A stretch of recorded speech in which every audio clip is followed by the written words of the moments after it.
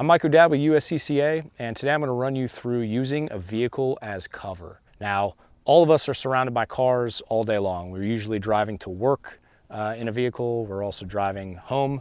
People ask us, how would you use that car to defend yourself? How can you use it as cover? From the side of the vehicle, we have all these different options of where we could hide.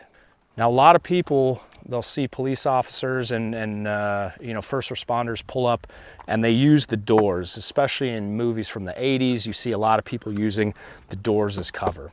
Well, law enforcement is different, and oftentimes they have ballistic plating in their doors. But for the rest of us, we don't have ballistic plating in the doors, and you'll find out that these doors are quite hollow and rounds penetrate. Even 22 caliber small bullets will fly and pass right through these doors. So the real question is, where do you want to be? What are some good places? These are places that actually do stop rounds. One of the first places I would say is be behind a pillar.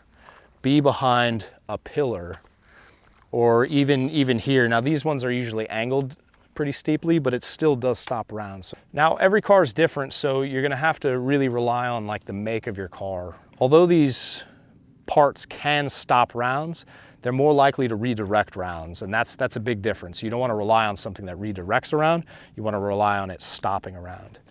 So really the two most important places you could be of the car: the wheel well. The wheel well stops rounds. We've shot 50 cal ammunition at the wheels of a car, and it barely makes a dent. And then at the front,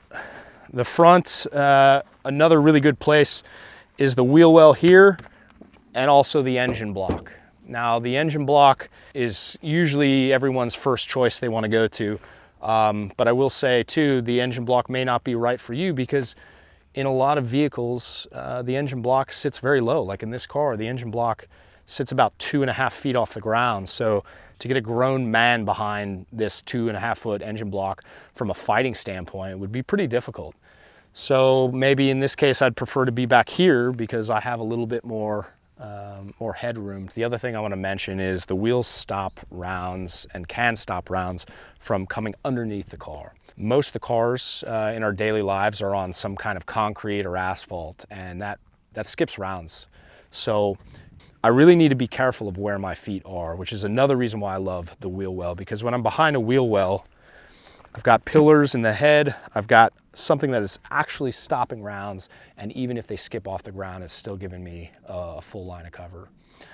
Now, the body position that I would use in something like this is being low. I could take a knee, I could also take a seat, so seated, and I have a good situational awareness of left and right.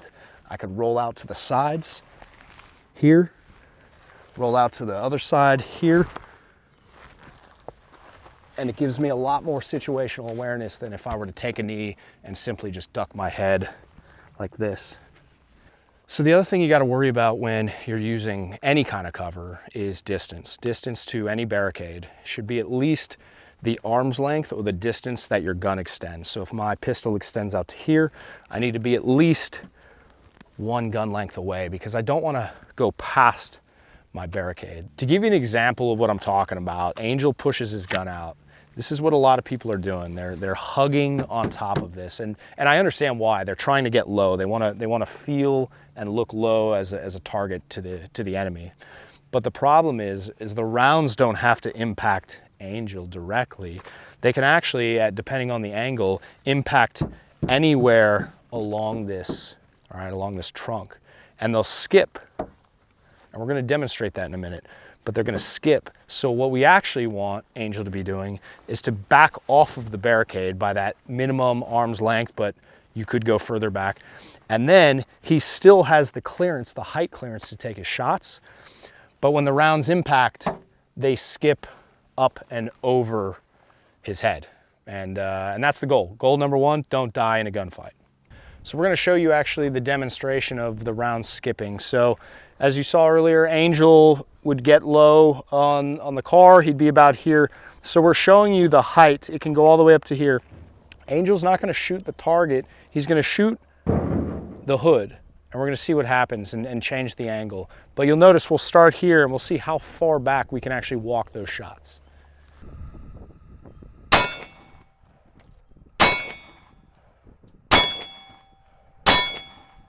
All right, so check this out. What Angel just did was show from a variety of shooting points. When he shoots here, he's hitting targets low, low, low. So if that person's face is here, you can shoot out to here and you're still nailing the target. These ones that went up high in the face and the shoulder were actually his initial shots that were way back here. Way back here, and the angle changed from about, what is that, 3.5 feet across, and it only rose about 8-9 inches, okay? So if you can imagine somebody being here on the hood, they're eating all of those rounds. So that's the importance of keeping off the barricade, so when the rounds skip, you don't eat those. Using the car as cover from the rear is basically taking the same principles from the side that we talked about and realizing how much more narrow the car is, okay? A few considerations. The back here is quite protected in terms of cover. You have a lot of steel, you have a lot of hard plastics and other types of metals in here that'll stop or redirect rounds.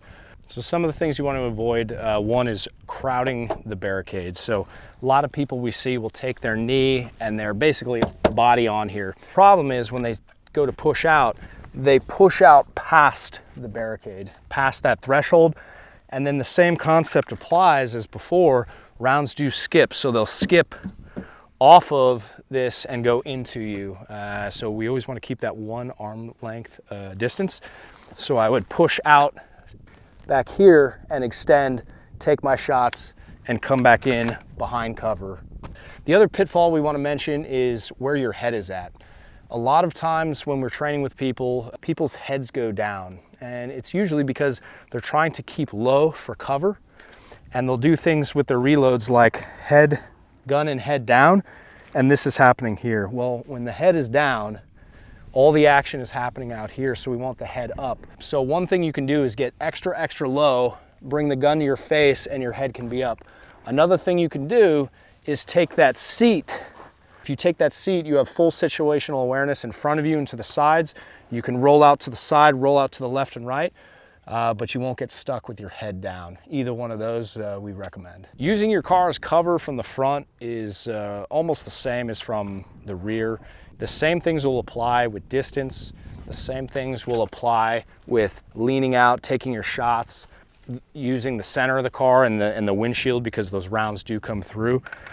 Something really to keep in mind though, when you're going lengthwise of the car is if you are going to shoot through the windows, when you go side to side of the vehicle and you fire through the windows, there's little to no redirection of the bullet. You fire, it hits, and it passes right through. But if you are firing lengthwise of the car, that windscreen is built of a much different, much stronger glass, and it actually does redirect the rounds.